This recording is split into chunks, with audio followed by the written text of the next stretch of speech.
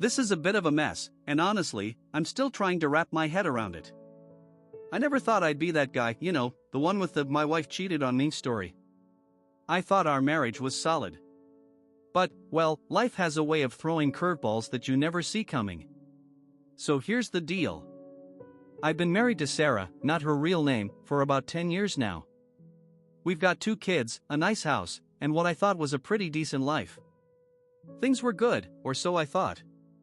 I guess that's the messed up part. You never really know what's happening behind the scenes until it all blows up in your face. And blow up, it did. Let's start from the beginning. My best friend, let's call him Jake, has been part of my life for as long as I can remember. We grew up together, went to school together, and even started working at the same company after college. Jake was like a brother to me. My wife and I spent countless weekends with him and his wife, Amy. Our kids are even friends. We were practically family. Looking back, there were probably signs I ignored. Sarah and Jake had always gotten along well, maybe a little too well. But I never thought much of it. Jake was my best friend, and I trusted him completely. Besides, Sarah and I were rock solid. Or so I thought. Fast forward to a few months ago. That's when things started getting weird. Sarah became distant, distracted. She wasn't her usual self, and I chalked it up to stress. She'd been complaining about work and how tired she was all the time. I figured it was just one of those rough patches couples go through. But in the back of my mind, something was nagging at me. Then, one night, she dropped a bomb on me. We were sitting on the couch, watching some random show on Netflix, when she turned to me and said, "We need to talk." You know that sinking feeling you get when you just know something bad is coming? Yeah, that hit me like a ton of bricks. I paused the show, turned to her, and waited. And then she said it. "I cheated on you." I think my brain just short-circuited. Like, everything froze. It felt like my whole world collapsed in on itself. I couldn't believe it. I mean, how? Why? Who? A million questions hit me at once, but the one that came out was the most obvious. With who? That's when she dropped the second bomb. Jake. I swear, I don't even remember how I reacted. I think I just sat there, stunned, unable to process what she was saying. My best friend. The guy I'd known my entire life. The guy I trusted more than anyone except for my own wife had been sleeping with her behind my back. I felt sick. Sarah started crying, saying how sorry she was, how it was a mistake, how she never meant for it to happen. But I didn't hear most of it. All I could think about was how the 2 people I cared about most had betrayed me in the worst possible way. The next few days were a blur. I was in shock, just going through the motions. Sarah kept trying to talk to me, but I couldn't. Every time I looked at her, all I could think about was what she'd done. And Jake? I couldn't even bring myself to call him. I didn't know if I wanted to scream at him or punch him in the face or both. It wasn't long before word got out. Jake's wife, Amy, found out pretty quickly. I don't know if Sarah told her or if she figured it out on her own, but either way, it blew up our entire social circle. Friends we'd known for years were picking sides, and it was a mess. But the worst part? Our kids. They don't know what's going on, thank God, but they can sense the tension. I can't even look at Jake's kids anymore without feeling this overwhelming sense of betrayal. It's like everything is unraveling. I've been trying to hold it together for the sake of my kids, but inside, I'm a wreck. I don't know how to move forward from this. Do I try to forgive her? Can I ever trust her again? Can I even look Jake in the eye without wanting to tear him apart? Right now, I feel like I'm trapped in some kind of nightmare, and I have no idea how to wake up. After Sarah dropped the bombshell, I spent a lot of nights just lying awake, staring at the ceiling. My mind was running a million miles per hour, replaying everything over and over again. Every little detail of the past few months came back to me, and suddenly it all made sense. The late-night work meetings, the random texts she would get and hide, the way she was so distant. How could I have been so blind? I eventually confronted Jake. I couldn't hold it in any longer, and I knew that if I didn't say something, I'd explode. It took everything in me to keep it together, but I needed answers. I texted him late one night, just telling him we needed to meet up and talk. He tried to play it off like he didn't know what I was talking about. That pissed me off even more, but I kept my cool. We met at a bar, some neutral ground where I wouldn't completely lose my mind. I walked in and there he was, sitting at the table like nothing had happened, like he hadn't completely destroyed my life. I wanted to punch him right then and there, but I held back. I needed to hear what he had to say. When I sat down, the look on his face changed. He knew I was serious. I didn't bother with pleasantries, no how are you or small talk. I just straight up asked him why. Why did he do it? Why did he betray me like that? His answer? He said he didn't know. That's it. No explanation, no real reason. Just I don't know. He tried to tell me it was a mistake, that it just happened. Like that made it any better.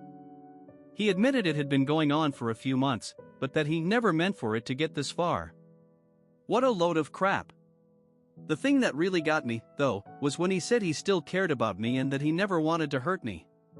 How do you even say that to someone when you've been sleeping with their wife? The level of disrespect was off the charts. I told him to stop pretending like he gave a damn about me because if he did, he never would have done it in the first place. At some point, I realized this conversation wasn't going anywhere. He wasn't going to give me the answers I needed, because there were no answers. He screwed up, and now both of our lives were in ruins. I ended up walking out, leaving him sitting there with that pathetic look on his face. That was the last time I spoke to Jake. I couldn't even look at him after that. When I got home, I felt completely drained. The anger, the hurt, the betrayal, it all just hit me at once. I sat in my car for what felt like hours before I could go inside. I didn't want to face Sarah. I didn't want to face anything. Eventually, I had to go back to being a dad. That was the hardest part. Putting on a brave face for the kids when all I wanted to do was scream. I couldn't let them see me fall apart though. They had no idea what was happening between their mom and me, and I wanted to keep it that way for as long as possible. But then came the conversations with Sarah. She tried to explain herself, to tell me that it wasn't about me, that it was about her own issues. She said she didn't want to hurt me, that she still loved me, but honestly, it just felt like empty words. How could she say she loved me when she was sneaking around with my best friend? She kept telling me she wanted to work things out, that she'd do anything to fix this, but I didn't even know where to start. How do you come back from something like this? Every time I looked at her, I just felt this overwhelming mix of sadness and anger. I couldn't even be in the same room with her without feeling like I was suffocating. Then there was Amy, Jake's wife. She called me a few days after everything came out. I didn't even know what to say to her. She was just as devastated as I was. We talked for hours, going over everything, trying to piece together when it all started, what we missed, and how we were both blindsided. It helped to know I wasn't alone in this, but at the same time, it just made the whole thing feel even more real. Our families were so intertwined that this mess was affecting everyone. Our kids played together, we went on vacations together, our friends were the same. Now it was like we were in the middle of a massive fallout, and everyone was getting caught in the crossfire. Amy told me she was considering leaving Jake. She couldn't even look at him without feeling disgusted, and honestly, I couldn't blame her. I was considering the same thing with Sarah, but it was so complicated. It wasn't just about us anymore, it was about our kids, our lives. How do you just walk away from that? I felt like I was at a crossroads.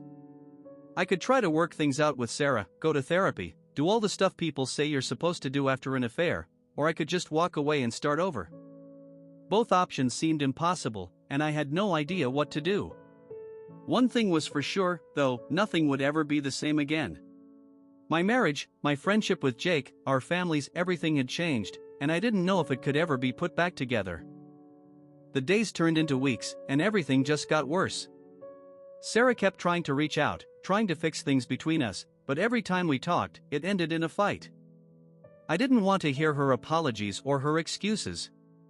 I was still so angry, so hurt, and it felt like there was no way to move past it. Every conversation felt like pouring salt on a wound that hadn't even started healing yet. I couldn't even bring myself to sleep in the same bed as her. I moved into the guest room, and that's where I've been ever since. It felt pathetic, like I was living in some kind of limbo. I wasn't ready to leave, but I also couldn't stay in any meaningful way. The house felt empty, even though we were both there. We were coexisting, but not really living. And Jake? That was a whole other story. It didn't take long for the rest of our friend group to find out what happened. Amy wasn't shy about telling people, and honestly, I don't blame her. I didn't tell anyone myself, but word spreads fast when something like this happens. People started reaching out, offering their support, but it was clear that our social circle was imploding. Half the group sided with Amy and me, and the other half seemed to want to sweep it under the rug, like it was no big deal. It was infuriating. I couldn't understand how anyone could act like this was just a little mistake, something to move past. Jake had betrayed me in the worst possible way, and people were still inviting him to barbecues like nothing had changed. It made me realize just how fragile those friendships really were. People weren't as loyal as I thought. I was losing more than just my wife and my best friend, I was losing the life I'd built with them. Amy and I started talking more regularly. At first, it was just a vent, to try and process everything that had happened. But over time, our conversations became something else. We were both so broken, and we found comfort in each other. I know, it sounds like some twisted, messed up plotline. But it wasn't like that. We weren't cheating, we weren't getting together behind anyone's back. We were just two people who had been destroyed by the same betrayal, trying to find some kind of solace in the wreckage.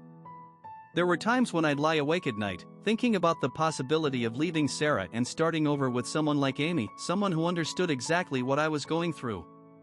But I knew that was just a fantasy. It wasn't real.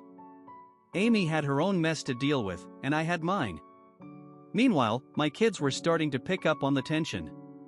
Kids are smarter than we give them credit for, and even though Sarah and I were doing our best to hide the fighting, they could feel that something was off. My oldest, who's 9, started asking questions. She wanted to know why I wasn't sleeping in the same room as Mommy, why we weren't all spending time together like we used to. I didn't know how to answer her. How do you explain something like this to a child? I wasn't ready to drop the "your mom cheated on me" bomb on her, but I also didn't want to lie.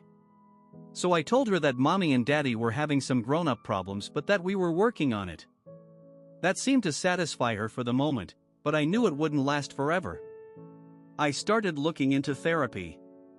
Everyone was telling me that if there was any hope of saving the marriage, we'd need professional help. So I found a couples therapist, and after some pushing, Sarah agreed to go. I was skeptical, to say the least. How was talking to a stranger going to fix this? But I was desperate, and I figured it was worth a shot. Our first session was rough. I wasn't in the mood to sit there and talk about my feelings, and Sarah was a wreck. She kept apologizing, saying how guilty she felt and how much she wanted to make things right. But I was stuck on one question: why? Why did she do it? Why Jake, of all people? Her answers weren't satisfying. She said she felt disconnected from me, that we hadn't been as close lately, and that she made a horrible mistake. She said Jake had been there for her, and one thing led to another. But that wasn't an answer. It didn't make sense. If she felt disconnected, why not talk to me? Why not try to fix it before blowing up our lives? The therapist told me that cheating is often a symptom of deeper problems in the relationship, but honestly, I wasn't sure if I cared. At that point, it didn't feel like we had a relationship worth saving. I was going through the motions, doing what I thought I was supposed to do, but in my heart, I didn't know if I could ever forgive her. The anger was still there, burning inside me, and every time I thought about Jake, it only got worse. How could he do this to me? How could someone I trusted like a brother betray me like that? I wanted to hate him, but at the same time, I couldn't shake the memories of all the good times we'd had. It was confusing, and it left me feeling lost. The therapy sessions continued, but I wasn't sure if they were helping. Sarah was trying, she was really trying, but I was so shut down that I didn't know if I could let her back in. I felt like I was living in a fog, just drifting from one day to the next, not knowing where I was headed. One night, after a particularly brutal session, Sarah asked me if I still loved her. It was the first time she'd asked me that directly since the affair came out, and I didn't know how to answer. I just stood there, staring at her, and the silence said more than I ever could. Because honestly, I didn't know if I did. The silence between Sarah and me after that question felt like a wall between us, a wall I wasn't sure I even wanted to break down.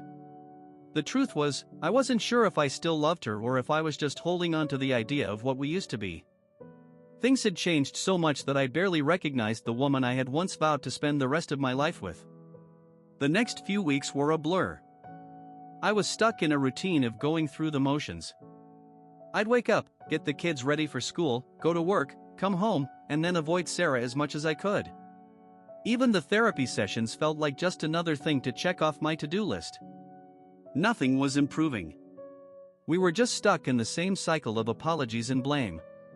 And every time she tried to reach out, it only reminded me of how far we had fallen.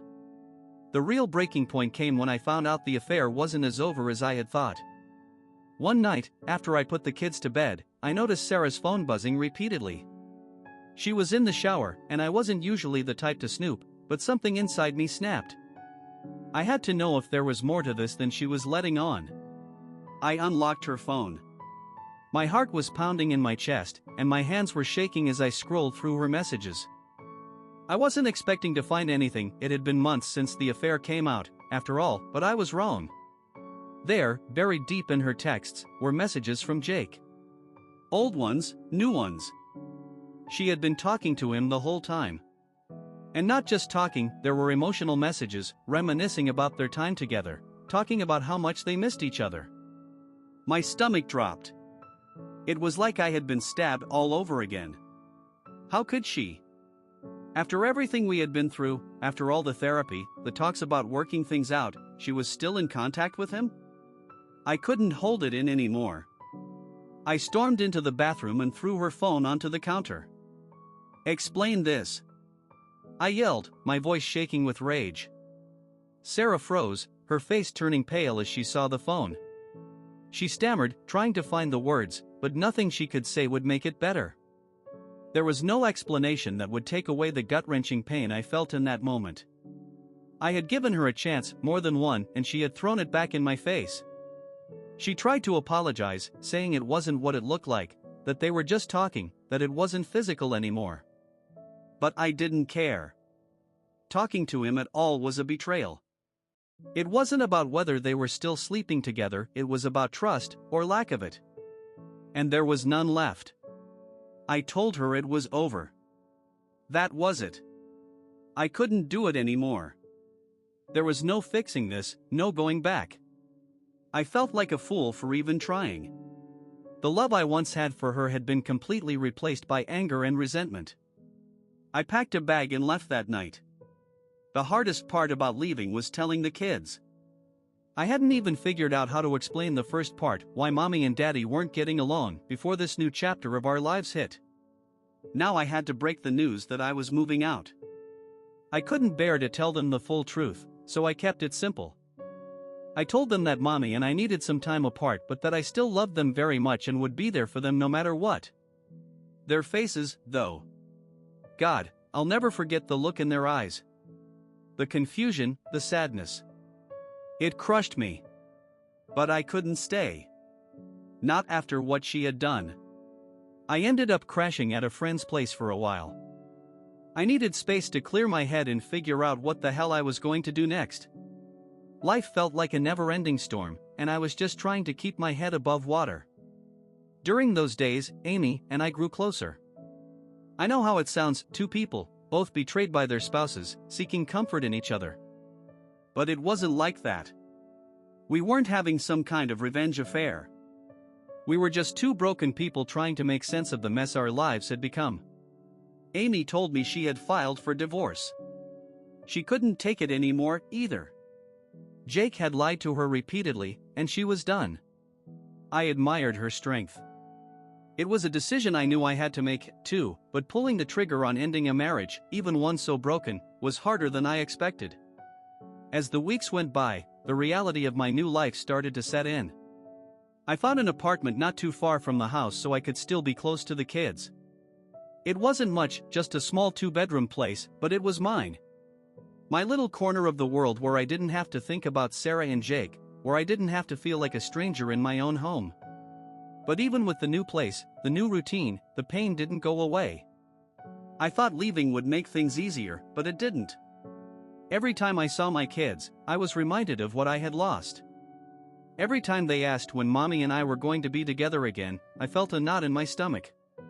The anger was still there, bubbling just beneath the surface, but it was mixed with something else, grief. Grief for the life I thought I'd have, for the family I dreamed of, for the years I'd spent with a woman who turned out to be someone I didn't even know. I was mourning the death of my marriage, even if I knew deep down that it had been dead long before I left. One day, I got a call from Sarah. She wanted to meet up, to talk about where we were headed. I didn't want to see her, didn't want to hear any more of her excuses, but I knew we had to talk about the logistics of a divorce, custody, all of that. When we met, she was a wreck. She was crying, apologizing again, telling me how much she regretted everything. She begged me to reconsider, to come back, to give her another chance. But I was done. I had nothing left to give. I told her as much. I said it was over, that we needed to move forward with the divorce, that there was no point in dragging this out any longer. She looked devastated, but at that moment, I didn't feel anything. I was numb. And that's when she dropped the next bombshell. She was pregnant. Hearing those words hit me like a freight train. Sarah. Pregnant. The timing couldn't have been worse, and my first thought wasn't joy or excitement, it was dread. I felt my stomach churn as the implications sank in. How could she be pregnant right now, in the middle of everything? I sat there, stunned, unable to speak for what felt like an eternity. Sarah sat across from me, tears streaming down her face, waiting for my reaction. I could see the desperation in her eyes. She wanted me to take her back, to sweep this all under the rug and start fresh. But I couldn't. There was no starting fresh after everything we'd been through. When? I finally managed to ask, my voice barely above a whisper. The question seemed simple, but the answer carried the weight of everything that had been shattered between us. Sarah hesitated, and that hesitation was like a knife twisting in my gut. I don't know exactly, she admitted, her voice trembling. A few weeks ago, maybe. I wasn't keeping track, everything's been so chaotic. The words hung in the air, and my mind immediately jumped to the worst-case scenario. Was it mine? Or was there a chance it could be Jake's? I felt sick just thinking about it, and the realization that this might not even be my child hit me hard. Is it mine?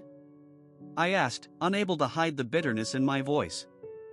I didn't want to believe that she had slept with Jake after promising she was done with him, but given everything, how could I trust anything she said? Sarah's face crumpled, and she shook her head vigorously. It's yours, I swear. Jake and we stopped. I haven't been with him since. I promise, it's yours. Her words were frantic, pleading. But I didn't know if I could believe her anymore. All the promises she had made in the past were now broken memories. I didn't say anything for a long time. I just sat there, staring at her, feeling like I was sinking into quicksand. How was I supposed to move forward from this? A baby, in the middle of all this chaos, felt like the final nail in the coffin of our already broken marriage. But at the same time, it complicated everything even more. I didn't want to leave my child behind. If this baby was mine, then I had a responsibility to be there, no matter how messy things were between Sarah and me. But that didn't mean I could stay with her. I couldn't keep living in this nightmare, constantly wondering if I could trust her, if she was still talking to Jake behind my back. I need time to think, I finally said, standing up from the table. I can't do this right now. My mind was racing, and I couldn't be in the same room as her any longer. I needed space to breathe, to figure out what the hell I was going to do. Sarah called after me, but I didn't turn back. I walked out of the cafe and kept walking, unsure of where I was going but knowing I needed to get away. The cold air hit my face, but it did nothing to cool the fire of anger, confusion, and betrayal burning inside me. As I walked, my phone buzzed in my pocket. I ignored it at first, but after a few more buzzes, I pulled it out and saw several missed calls from Amy. I had almost forgotten about her in the midst of all this chaos. Seeing her name on my screen brought a strange sense of comfort, but also a deep pang of guilt. I hadn't told her about the baby yet, and I knew it was only a matter of time before she found out. I couldn't avoid her forever. So, I called her back. "Hey," Amy answered, her voice soft, but I could hear the worry behind it. "I've been trying to reach you. Everything okay?" I let out a deep breath, leaning against a nearby wall as I tried to gather my thoughts. "No," I admitted. "Everything's a mess. Sarah just told me she's pregnant." There was a pause on the other end of the line, and I could almost hear Amy processing what I had just said. "Oh my God," she whispered. "Are you sure it's?" "She says it's mine," I cut her off. "But I don't know what to believe anymore." Amy didn't say anything for a moment, but I could tell she was thinking, trying to find the right words. "What are you going to do?" "I don't know," I admitted, rubbing my temples. "I really don't know." We talked for a while longer, but neither of us had any answers. I could hear the concern in Amy's voice, but she was supportive, offering whatever help she could. It was one of the few conversations in the past few months that didn't leave me feeling even more weighed down. Amy had been a lifeline through all of this, even if it wasn't exactly clear what our relationship was now. When I finally hung up, I felt a little better, but I was still completely lost. How could I raise a child with Sarah when I didn't trust her? How would I explain this to our families, to our kids? Everything was so tangled up in lies and betrayals that I didn't see a way out. The next few days were a blur. Sarah and I didn't speak much, except when it came to the kids. I could tell she was desperate for us to work things out, but I just couldn't get past everything that had happened. Every time I looked at her, all I saw was the betrayal, the lies, the messages between her and Jake. Meanwhile, Amy and I stayed in contact, and I found myself leaning on her more than I should have. I knew it wasn't fair to her, to keep dragging her into this mess, but she was the only one who seemed to understand what I was going through. We talked about everything, our broken marriages, our anger at Jake and Sarah, the uncertainty of the future. But we never crossed the line into something more, even if there were moments when it felt like we could. One evening, Amy invited me over for dinner. I knew it probably wasn't the best idea, given everything that had happened, but I was desperate for some sense of normalcy, some distraction from the chaos of my life. When I got to her place, it felt weirdly comfortable. It was just the two of us, no drama, no accusations, no endless cycle of blame. We talked, we laughed a little, and for a brief moment, I forgot about the mess waiting for me at home. But as the night went on, the tension between us became impossible to ignore. There was a closeness that we both felt, something we hadn't addressed but had been building for weeks. It wasn't just about our shared pain anymore, it was about us. And I knew, deep down, that this was heading towards something I wasn't sure either of us were ready for. After dinner, we sat on her couch, talking about nothing in particular. But then, out of nowhere, Amy leaned in and kissed me. It wasn't planned, it wasn't calculated, it just happened. And I kissed her back. That kiss opened a door I wasn't sure I was ready to walk through. For a moment, everything in my mind just stopped. No thoughts about Sarah, no worries about the pregnancy or Jake, just Amy and me. And it felt good. Really good. Like for the first time in months, I wasn't drowning in my problems. But that moment of peace didn't last long. As soon as we pulled away, reality hit me like a ton of bricks. What the hell was I doing? This wasn't right, no matter how comforting Amy had been through all of this. Kissing her felt like crossing a line I couldn't come back from, and I wasn't ready to make that choice. Amy's face mirrored the confusion and guilt I was feeling. Her eyes were wide, and she bit her lip, looking just as conflicted as I was. "I'm sorry," she whispered, pulling back a little. "I don't know why I did that. I just..." I shook my head. No, it's not just you. I kissed you back. My voice was hoarse, filled with a mix of guilt and regret. I shouldn't have done that. We both sat there in uncomfortable silence for what felt like forever. The room, which had been filled with warmth and laughter earlier, now felt suffocating, like the air had been sucked out. I couldn't even look her in the eye. I had no right to complicate things with her, not when I couldn't even figure out my own life. I think I should go, I muttered, standing up quickly. Amy didn't stop me, and I didn't wait for her to. I just grabbed my jacket and practically bolted out the door, my heart pounding in my chest. The drive home was a blur. I couldn't stop replaying that kiss in my head. Part of me felt guilty, like I had betrayed Sarah, despite everything she had done. But another part of me was angry, and that anger burned hotter with each passing minute. Why should I feel guilty? She had cheated on me first. She had wrecked our marriage, not me. And yet, deep down, I knew two wrongs didn't make a right. When I got home, I was met with silence. The house felt emptier than ever. Sarah was upstairs, probably in bed, and the kids were already asleep. I went into the kitchen, grabbed a beer from the fridge, and sat down at the table, staring into the darkness. My head was spinning from everything: Sarah's pregnancy, the kiss with Amy, the uncertainty of what was going to happen next. I didn't even realize how late it was until I heard Sarah coming downstairs. She stopped when she saw me sitting there, beer in hand, staring into nothing. "You're home late," she said softly, her voice cautious, like she was afraid of setting me off. I didn't respond right away, just took a long sip of my beer, hoping it would drown out the chaos in my head. "Yeah," I finally muttered. Sarah took a few steps closer, and I could see the tension in her shoulders. "Is everything okay?" I let out a bitter laugh. "No, Sarah. Nothing is okay." I didn't look at her, just stared at the bottle in my hand. "You're pregnant."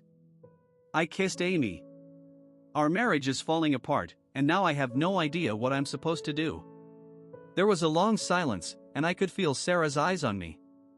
I expected her to yell, to get angry, to throw back in my face all the things I had thrown at her about Jake.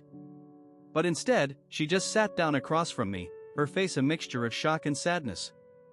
"You kissed Amy?" she asked quietly, her voice barely audible. "Yeah," I said, finally meeting her gaze. "It just happened." Sarah didn't say anything for a while, just sat there, processing everything. I could see the hurt in her eyes, but to my surprise, she didn't lash out. "I guess I can't really be angry about that, can I?" she said finally, her voice laced with bitterness. "I ruined us first." Her words hit me hard, and for a moment, I didn't know what to say. She wasn't wrong.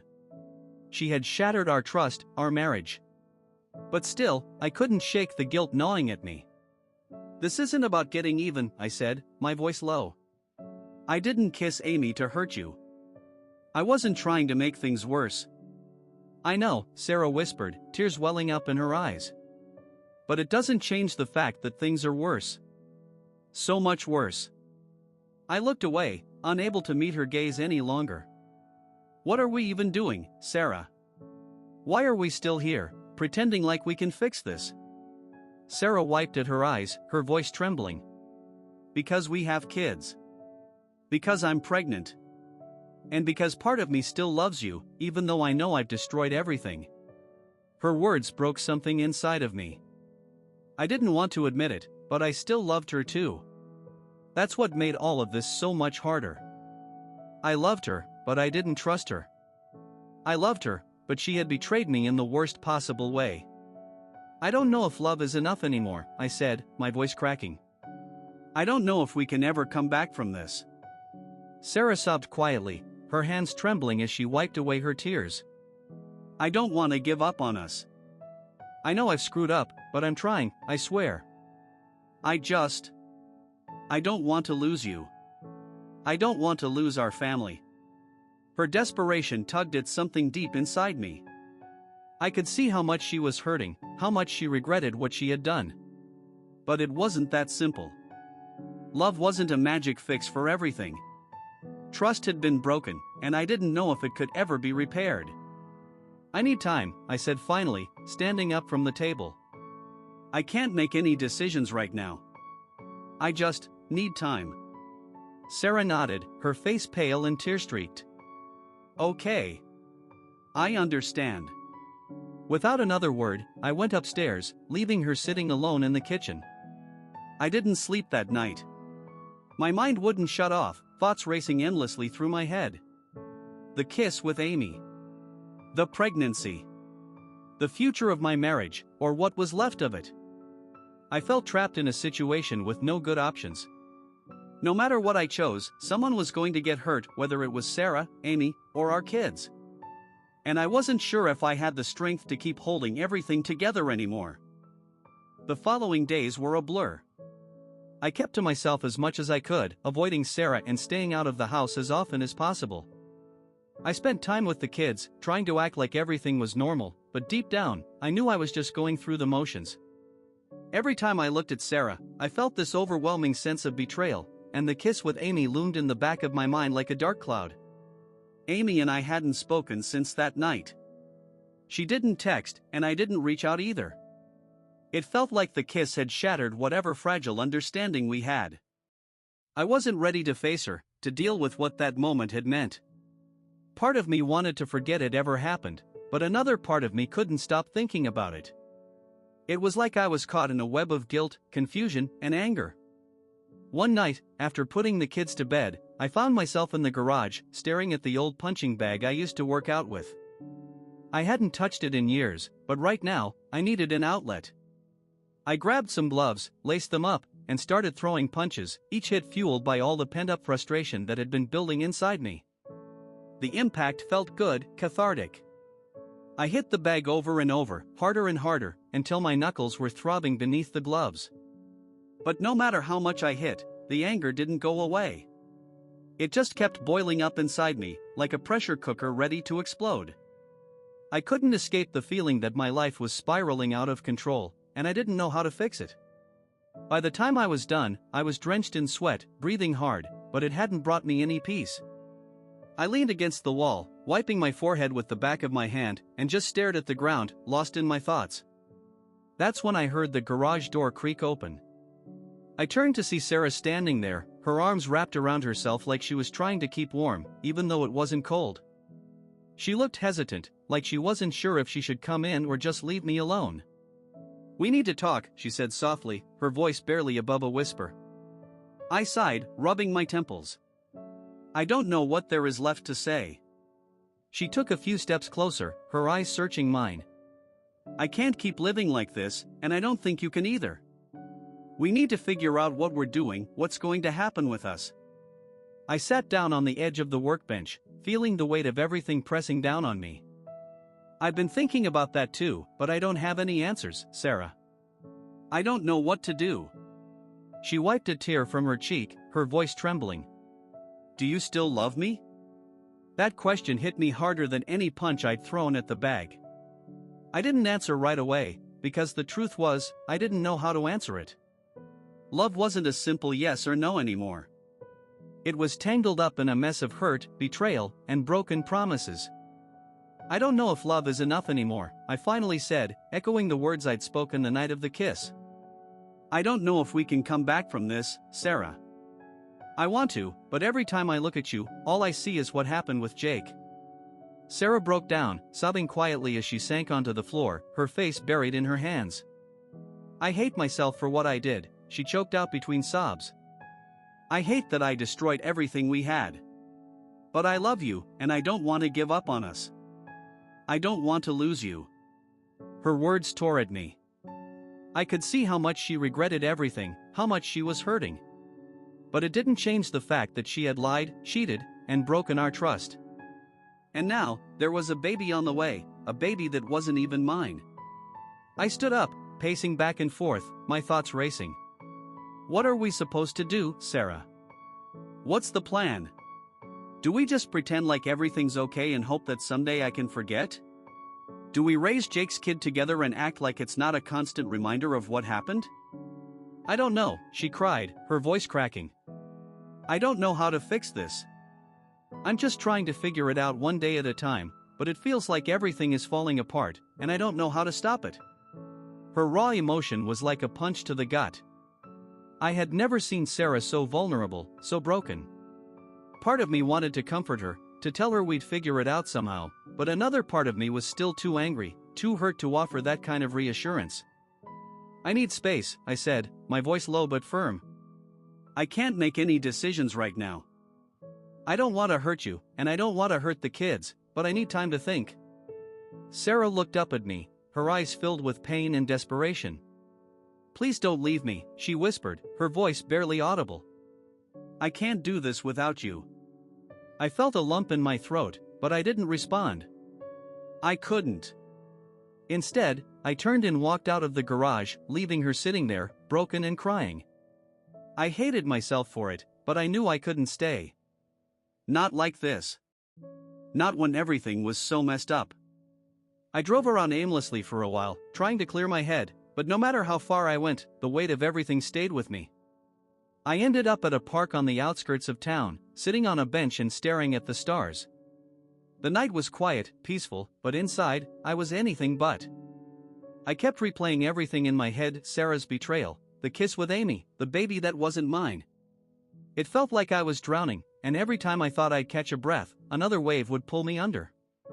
Eventually, my phone buzzed. I pulled it out of my pocket, half expecting it to be Sarah, but it wasn't. It was Amy. Her message was simple: "I'm sorry." I stared at the screen, unsure of what to say. Part of me wanted to reply, to tell her it was okay, that I understood. But another part of me knew that replying would only complicate things further. So I didn't. I put the phone back in my pocket and just sat there, letting the silence wash over me. For the first time in a long while, I didn't know what my next step was. Everything felt like it was crumbling around me, and I didn't know if I had the strength to hold it all together.